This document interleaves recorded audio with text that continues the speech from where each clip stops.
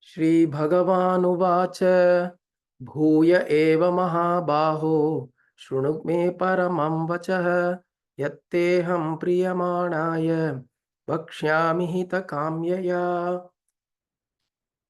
So how did the ninth one end? Ninth one ended by telling him that those who are in bhakti, those who are in devotion to me, they will attain to me. Those who constantly think about me,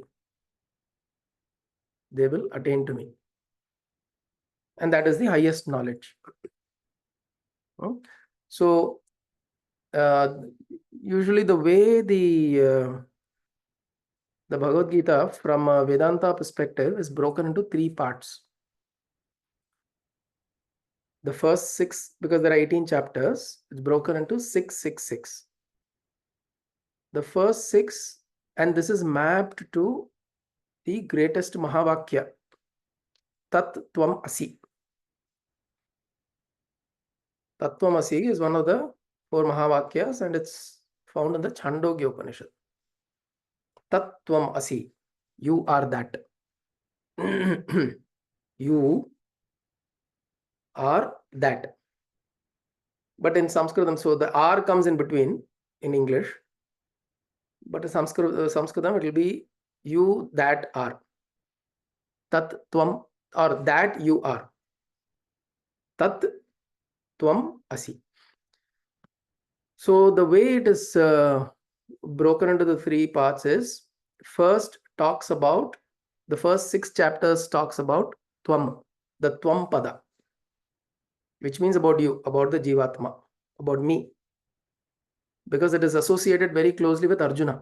The first 6 chapters, there's a close association with Arjuna, who's the Jivatma, till he takes Krishna as his guru, and then Krishna starts giving him the knowledge and slowly explaining Karma Yoga, Sannyasa Yoga, Karma Sannyasa Yoga, Jnana Yoga, all of that. Right? He starts explaining all of that. But during that whole process, it is the Tvam Pada which is highlighted, which means it is Arjuna seeking this knowledge and Arjuna receiving this knowledge. The next 6, which is 7 up until 12, these are considered to represent the Tat Pada, which means it's about Ishvara, about the glories of Ishvara, the glories of Paramatma.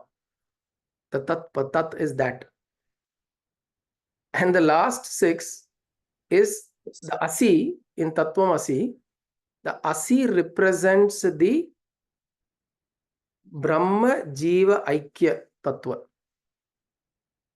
which means that Brahman, according to Advaita Vedanta, Brahman and Jiva, they are one and the same. They are Asi. They are one and the same. That Asi or Asi represents Brahma, Jiva Brahma Aikyam, and that is what is explored in the 13th up until the 18th chapter. Okay. If you look at it from different perspectives, you look at it from a Vishishta Advaita or Advaita perspective, it's still, in a way, it is still distinguished as 3 parts. But the first, still the same thing is, the first part is about Tvam, the second part is about Tat, which is Paramatma. The third part is about the relationship between Jivatma and Paramatma. According to Advaita, it is Jiva Brahma Aikyam. Correct? Jiva Brahma Aikyam, they are one and the same, is the Advaita way. Jiva and Brahma are 2 separate. Jiva is created from Brahman, but Brahman maintains an independent identity. The Jivatma maintains a different identity, is the Dvaita way of looking at it. Vishishta Dvaita is, yes, the Jivatma came from the Paramatma or the Brahman, but it's a part of it. It is not that it's completely independent, it's a part of the Paramatma. But Paramatma is the whole, Jivatma is a part. So this relationship is described. What is the relationship between the Jivatma Paramatma, which is the relationship between the Tat and the Tvam? This is described in the Asi part, which is the last 6 chapters. So right now, we have, from the 7th chapter onwards, we have moved on to the Tat Pada, which is why you will notice there is a lot of description and glorification of Bhagavan himself. And he says, I am this, I am the greatest, I am this. You think about me, you pray to me, be devoted to me. I am the truth. Do not be deluded by all of this. Right? Don't let moha take over you. Don't be deluded by Maya. Don't be deluded by the what you see and experience in the world. I am the truth. Always think about me. So this whole thing about Bhagavan glorifying himself happens from the 7th to the 12th chapter, right? And 10th also continues in the same strain. And if you notice, those who have read the Bhagavad Gita will know that when you get to the next chapter, it is about the Vishwarupa Darshana, which means the Tat Pada, which is Bhagavan as Paramatma, is completely shown. Is shown in its completeness to the to Arjuna, to the Jiva. So that is the Vishwarupa Darshanam, which will come in the next chapter and subsequently. But that is the idea. So he leads you from Tvam. So the way you look at this journey, first you are worried about yourself. You're thinking about yourself. You're worried about yourself. You're constantly, my problems, my issues. Who's this Bhagavan? Who's this Guru? What am I doing? How should I pray? And so on and so forth. Right? The first few chapters go that way. Okay. Subsequently, the next few chapters, it moves the, now you've devoted yourself as a disciple. In the first 6 chapters, you've devoted as yourself as a disciple. You have said that, oh Paramatma, I am your disciple. You are my Guru. Whether it's to Paramatma or your Guru or whoever, you're submitting yourself. That submission happens in the first 6 chapters when it's all about you. Then you move about thinking about Bhagavan. Right? The process moves from you-centric to Bhagavan-centric. You rejoice in thinking about Paramatma. You rejoice in thinking about Ishta Devata. And it could be anybody, any Ishta Devata. You rejoice, you have a lot of joyful moments just reminiscing about him. We had gone to Vrindavan. We all were chanting Radhe, Radhe, Radhe Krishna. That is all we did there. Right? And the mood of Vrindavan, if you'll see, is not about I think about him, what is he going to do for me? Me being able to think about him itself is his prasada. Right? So the whole process is very different here. The process is me thinking about Bhagavan, me contemplating upon Bhagavan, me devoted to Bhagavan, me surrendering to Bhagavan, me doing Nama Sankirtanam of Bhagavan, me doing Kainkaryam to Bhagavan. It is all about Bhagavan. So the more I think about that and I process that in my thought, what I get out of it is not so it is intrinsically built into the process of thinking about Bhagavan. So when I'm able to think about him itself, you're thankful that, oh Lord, you have allowed me to keep thinking about you. Because where is the joy coming from? The joy is coming from just contemplating upon him. So why this introduction to this particular chapter is because what you will see and read, you'll find through this chapter is Krishna glorifying himself as Paramatma and glorifying himself to say that I am all those beautiful things that you see, you think as the highest, the biggest mountain, the greatest mountain, the best musician, the best rishi, the best person, the best in whatever is best in everything is me. He will tell Arjuna, the best archer is me. The best archer who's Arjuna is me. The best guru who's Drona, that is me. The best Parvata, it's called Meru Parvata, that is me. The best Veda, Samaveda, Vedanam, Samavedosmi. So I am Samaveda. Among all Vedas, if Samaveda is the highest, I am Samaveda. And he says, so in that, this thing he says, amongst all rishis, I am Kapila, Muni. I am Kapila. He is considered to be the greatest Muni. I am Kapila. So like that, whatever you think is the greatest in anything, he says, that's me. It is me that is shining through all of that. Yes, Mama. The greatest illama, it is implied that even the minutest and the smallest or probably the ugliest is also Bhagavan. That is also correct. Yes. Implied meaning. Anoraniyan Mahato Mahiyan. This is Taittiriya Upanishad. Anoraniyan Mahato Mahiyan. The smallest of the smallest is me.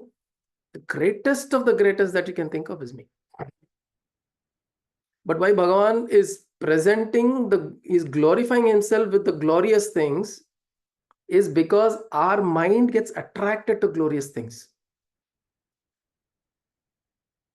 So he says, if your mind is getting attracted to glorious things, see, it is natural. It is a way of saying that my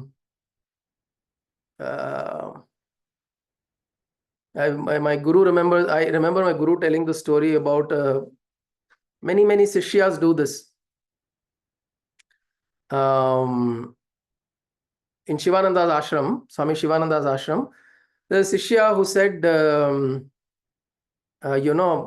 he tells Shivananda, or he probably tells Shivananda, or he doesn't tell, but he hears about this Papa Ramdas in Kerala.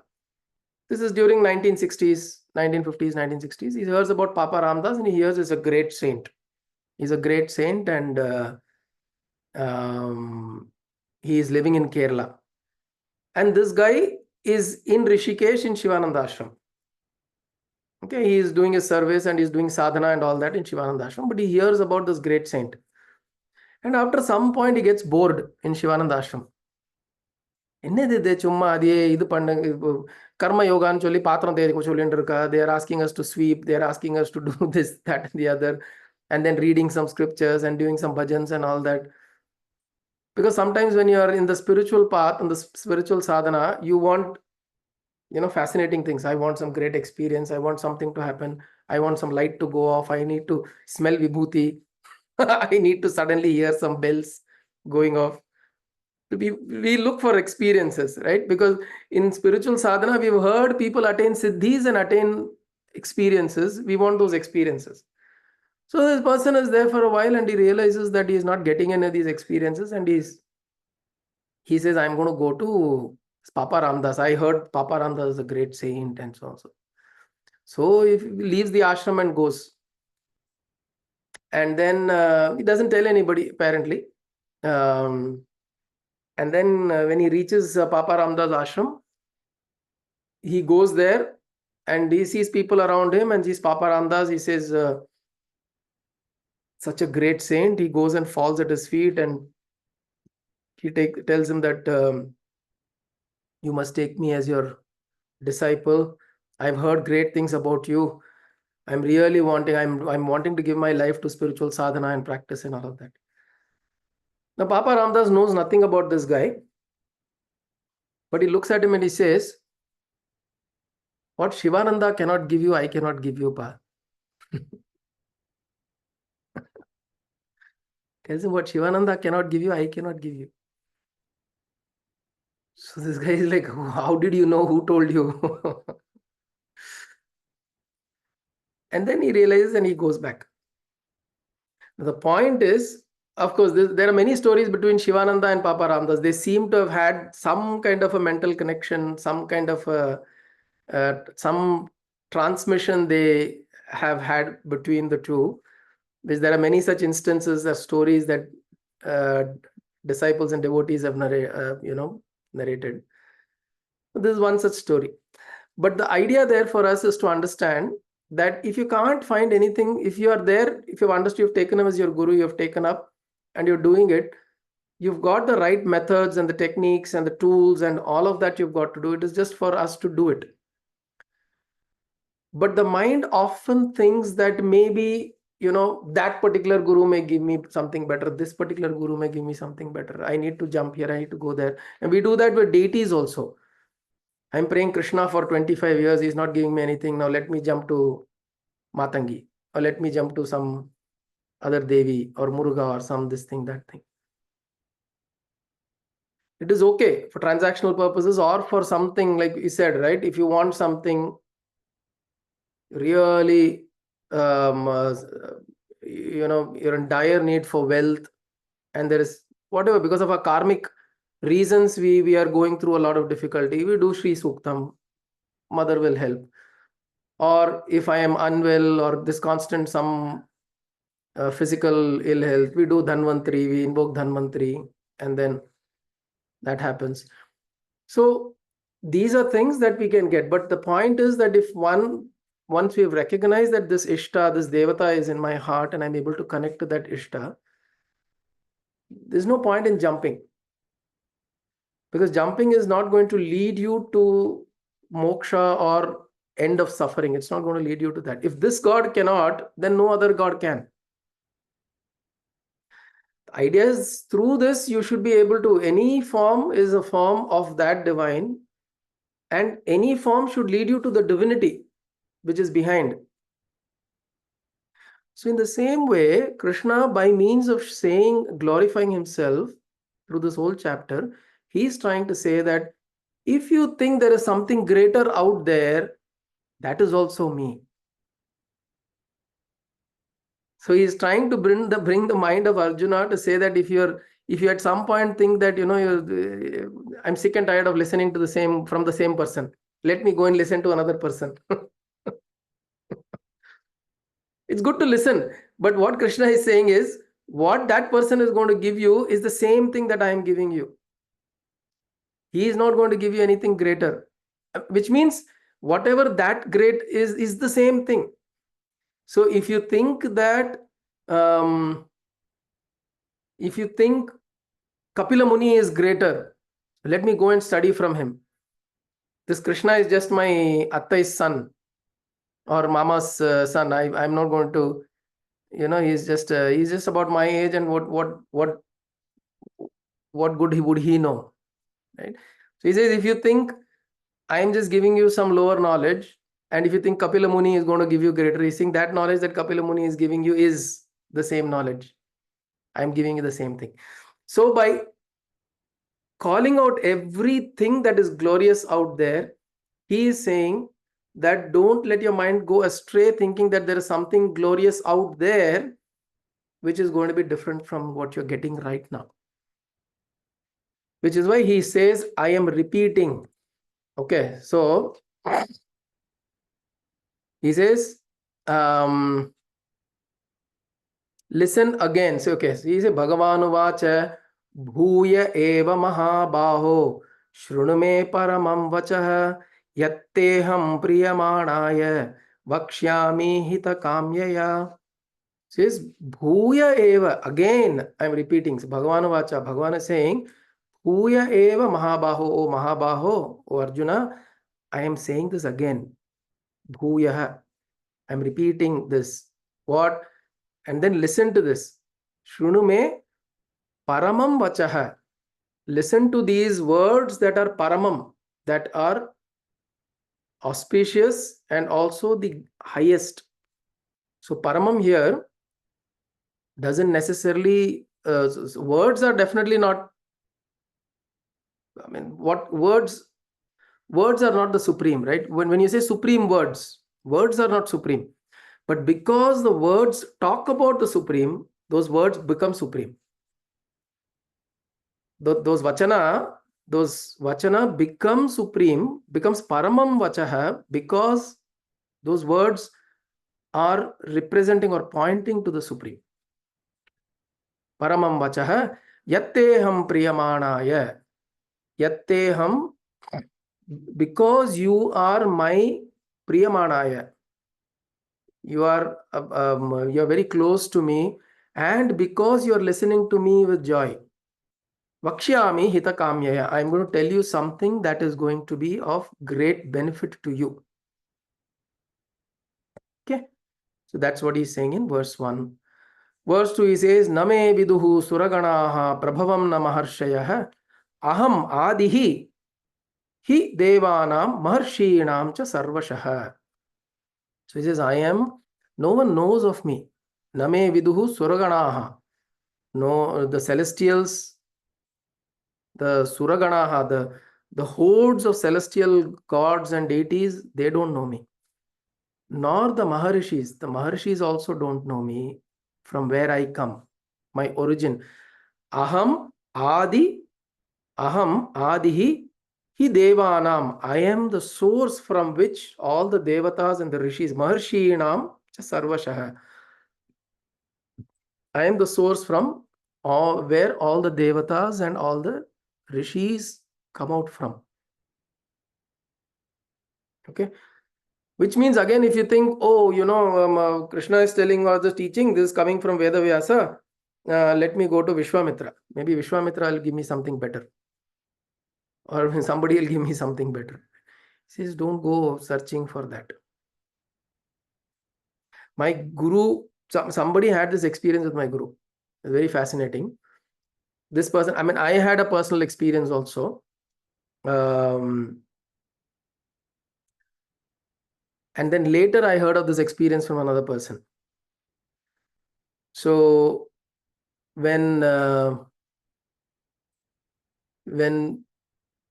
my guru came into my life, before that I had so I've had several gurus in that way, been fortunate. But when I was very young, I was following Paramahamsa Yogananda, right? So I used to spend a lot of time doing all my practices and all of that. And then there was a time when this guru came into my life, and then it is not easy to accept someone like that, right? Because when you are very tivra in what you're doing, and my thoughts were always that I want to be in the presence of a physical guru. Because Paramahamsa Yogananda had attained Mahasamadhi at least 20 years before I was born. Okay, so so he was my Manasika Guru, but he was extremely, so there was a very strong connection I had. Like similarly, even Ramana Maharshi, very, very strong connection. So there are many things that I've learned from Ramana Maharshi, not by him physically teaching, right? But I've received it. I know that. So in that way, but I always had this, that I want to have that presence of a physical guru. And when this guru came, that want to understand, acknowledge, and recognize, you need the right instructions to come. So when this thing was going in my mind, is he the one? Is he the one? Is he the one? I had an experience of experiencing my guru, the guru that I was holding as my guru, in his form. I experienced him in his form. And that is when I realized that, yes, he is leading me to him. Right? Paramahamsa Yogananda has led me to my guru, Swami Shantananda. So this experience, it's a very personal experience. And then when it happens, it is undeniable. Right? And then I read several stories. In fact, there was a story in Paramahamsa Yogananda's life, which is a similar story of a disciple who comes to him. Not comes to him, he goes to Swami Vivekananda. he goes to Swami Vivekananda and he says that I want you to take me as your Sishya or disciple and all that. And he says, don't worry, you do whatever I'm teaching, whatever, but your Guru will come later in your life, and this Swami Vivekananda tells him, okay, you recognize it on a certain, and he tells this, and this guy is this person, Swami Vivekananda meets him in America when he visits Chicago, Boston, and all of those places he goes. Swami Vivekananda, this person comes to him and he meets him and he says that, take me as your disciple. Vivekananda tells him that, continue doing some practices, but your Guru will come to you at a later stage in your life. And when he comes, you can recognize him when he gives you a silver cup on a Christmas day. That specific. Vivekananda tells him this. And then this years pass and Swami Vivekananda attains Samadhi and all of that happens. And several years later, this man is an old person and he goes to several people. And at that time, Paramahamsa Yogananda comes and goes to the US and he does a lot of sessions and all that, or whatever he teaches and all. And this man gets very closely associated with Paramahamsa Yogananda and then starts doing his practice and all. And then on a particular Christmas, Paramahamsa Yogananda calls him and gives him a silver cup. And this man is completely floored. It falls at his feet. And then he says, I know that you are my true Guru. Now, how these things happen, we don't know. But what is important is for this person to recognize that he's received that blessing and grace, right? So like that, again, as I was saying, people have seen their, when they recognize that in the other person, that somebody who they're holding as a guru, you see them in another person, and it's not see them as, it's an intuitive experience that happens within, and you're not trying to superimpose that. It just happens. And when it happens, it becomes a truth for you. Meaning that, yes, it is the same Guru Tattva that is operating through this. Now I am to receive the grace and blessings through this form. Right? So he is saying that all the rishis or the devas who come from me, if you're able to see me through all of them, whenever you see anybody, because as we go through, progress through our spiritual journey, life's journey, the more we start seeing the tattva behind everything, then that form is no longer, the form holds importance, but you're not restricted by the form. You're not constrained by the form. Right? There are stories of Mahaperiyava wanting to, so there is the mother and a son wants to, the mother wants to go and visit Ramana Maharshi in Tiruvannamalai. But the son says, I want to go to Kanchipuram first, or some place at that time where Mahaperiyava is there. But the mother says, Mahaperiyava allam cherida, but I want to go and meet my Guru Ramana Maharshi. And he says, Amma, let's go see and then go. And then they visit this place where Mahaperiyava is staying. It's probably Kanchi or some other place. But this mother is quite aged. So for her to be able to move itself is quite difficult. So they come to this place. And then they're waiting outside to see Mahaperiyava. And Mahaperiyava wears, I mean, he also doesn't wear too much of clothing, but generally he wears a lot of the vastram. He puts a lot of the kavi vastram around him, right? And if you know how Ramana is, Ramana just wears a kaupinam. He just wears enough cloth to cover his private parts. Right? And this mother is sitting outside. From a distance, she is waiting to see Bhagavan, Mahaperiva. And then suddenly, Mahaperiva appears in the form in which Ramana is usually dressed. With a kaupinam, with a kuchi in his hand, he comes out without the full kavi. He just walks out like that, and she is completely stunned because she, in her eyes, she is seeing Ramana there.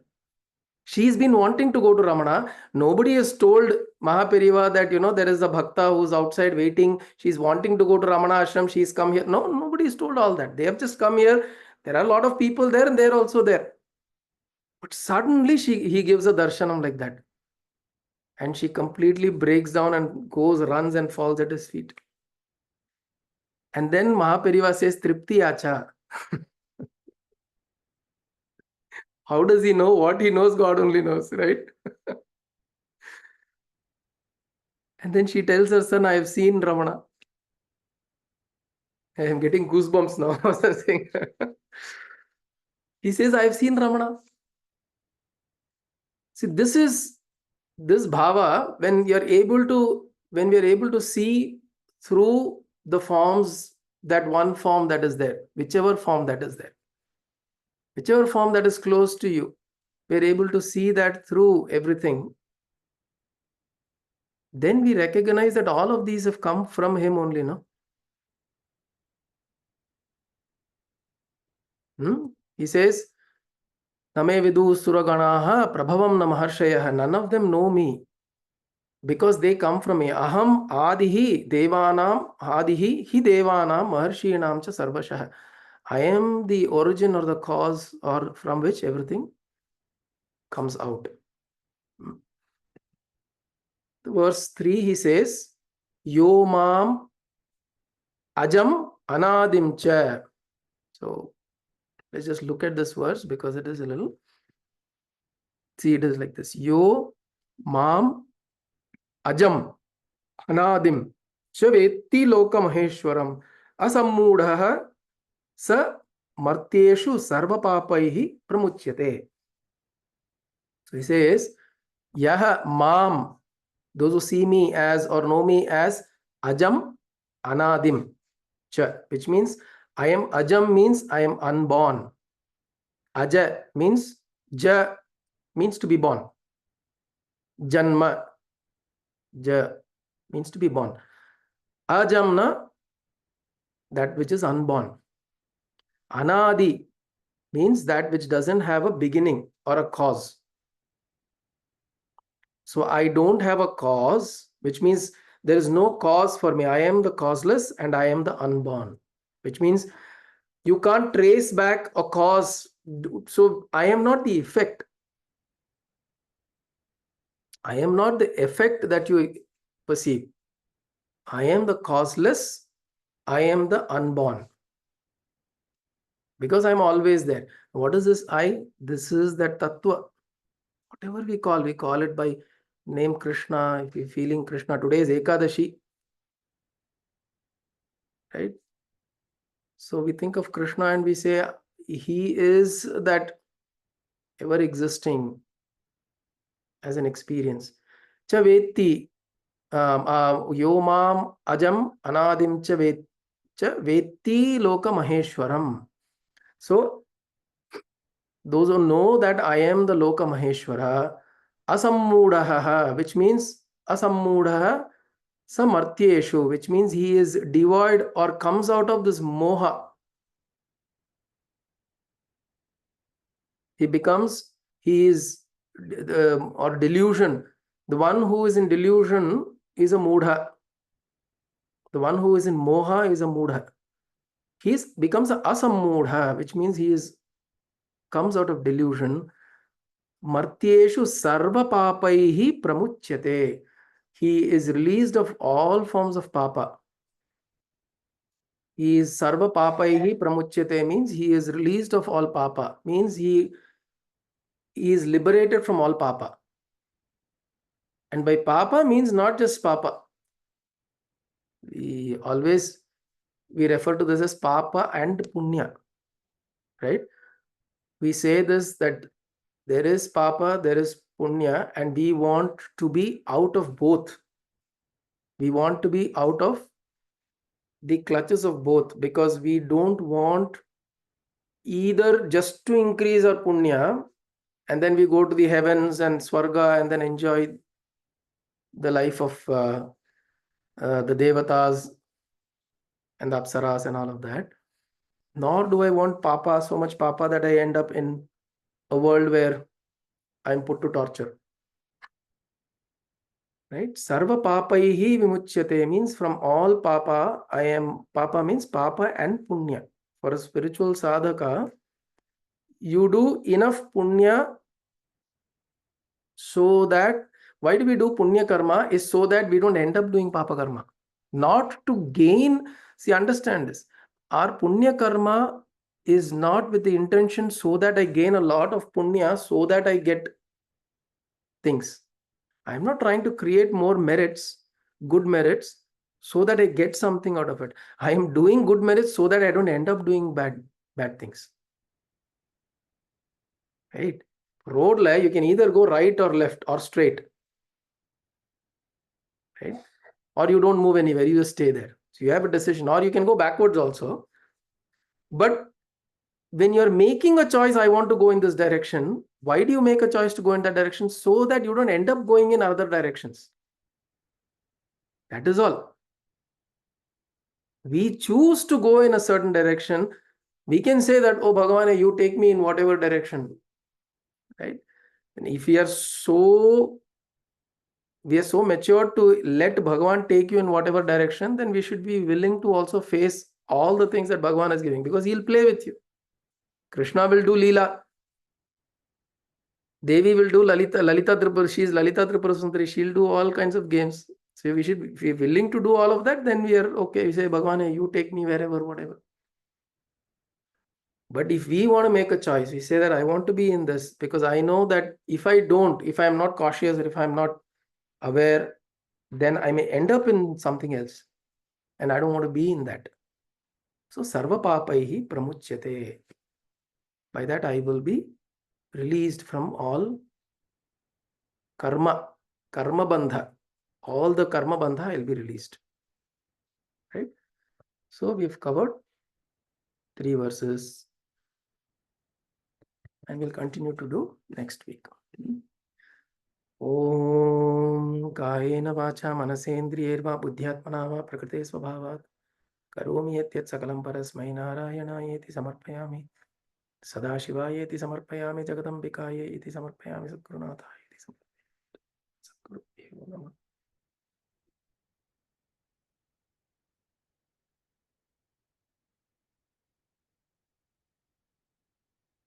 Gurudeva. Happy Ekadashi.